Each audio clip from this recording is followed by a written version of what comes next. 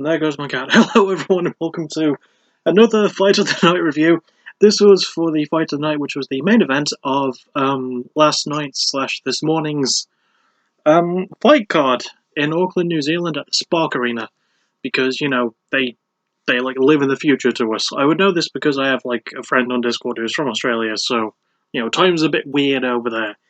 But yeah, it was the main event between Paul Felder and Dan Hooker, and it was granted the fight of the night, and for very good reason. Spoiler alert, I really enjoyed this fight. But yeah, as always, I'm going to try and break it down round by round what I remember from the fight, and basically give final thoughts. But before I do that, I want to say thank you to everyone who tuned in to Break Even 2 on Friday night. That was an amazing pay-per-view. Like, there was some really good shit on that one.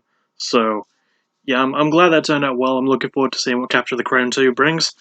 And, yeah, we're just going to move on with the actual review itself. So, fight starts. Hooker does not touch gloves with Felder. Felder just, like, offer them when referee Mark Goddard is saying, you know, if you want to do it now.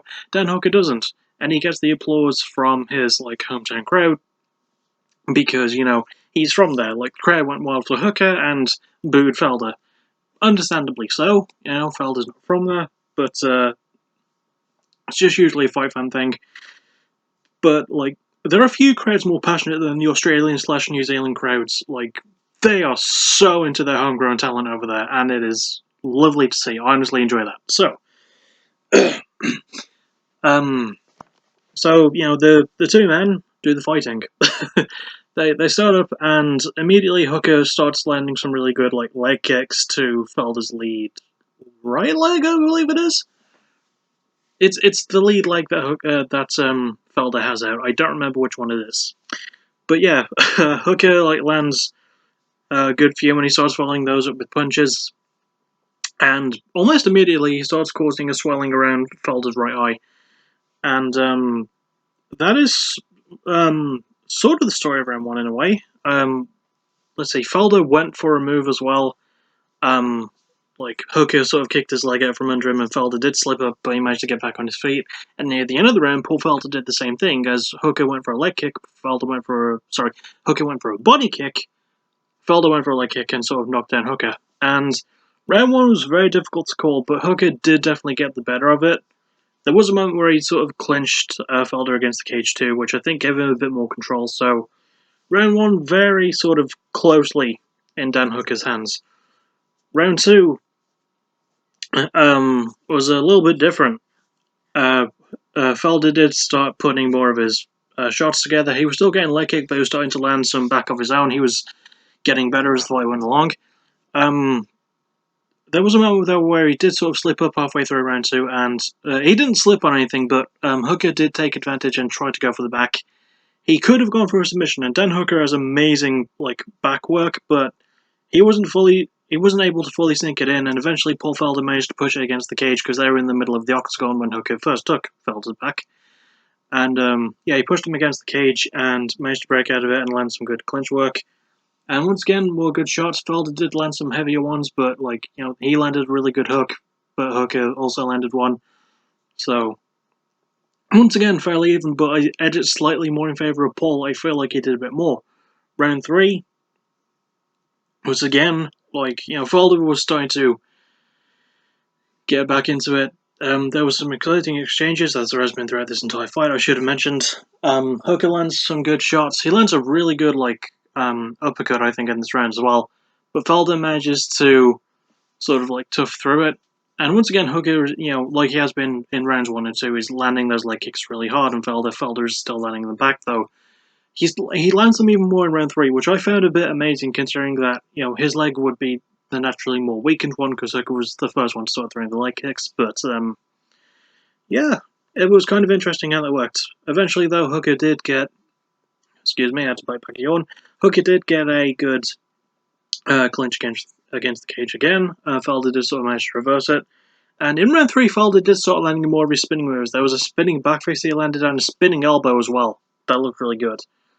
And I think it's round 3 or round 4 where Felder landed a right shot that I think busted Hooker's jaw open. He had like massive swelling on the right side of his jaw. Not to the level of like Paul Felder's face and the right side of his face with the swelling of his eye, but it was still pretty bad. And Hooker's mouth was open for the rest of the fight because his jaw might be broken. I think it was after the fight actually, so that works out. Um, yeah, round three once again quite tough, and I know I talked up Paul Felder a fair bit, but I think Hooker did manage to take it. Round four, definitely Paul Felder's though. Like he started right at the gate, and there was something that Duke Rufus, who was Paul Felder's coach in this fight, something he said in the corner saying that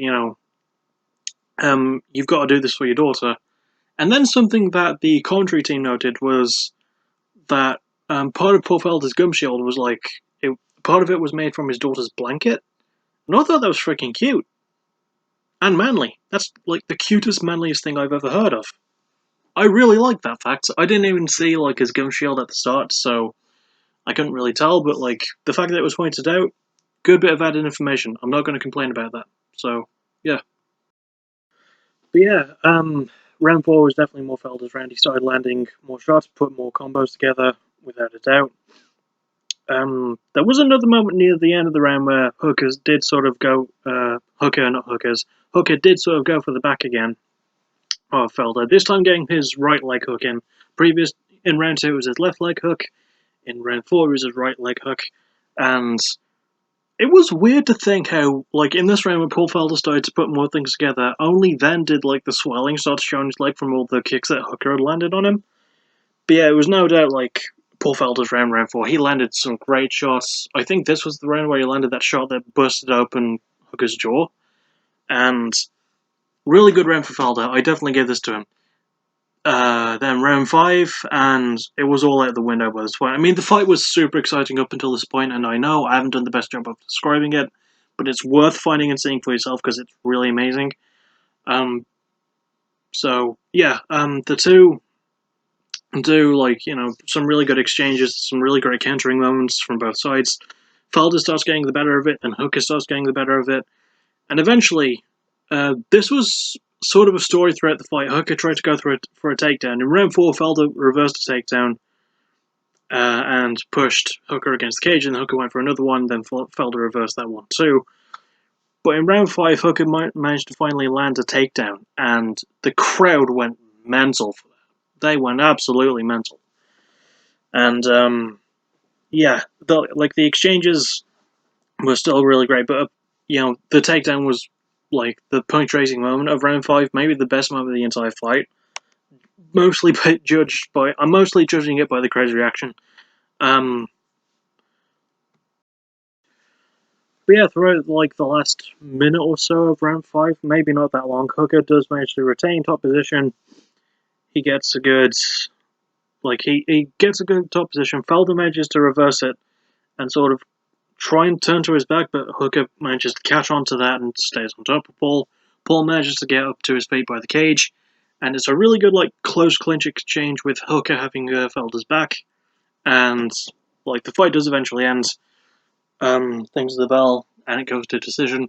And absolutely, once again, I know I haven't done the best job of describing the fight, but this was fantastic. I really enjoyed this. Pretty much non-stop action, really great stuff.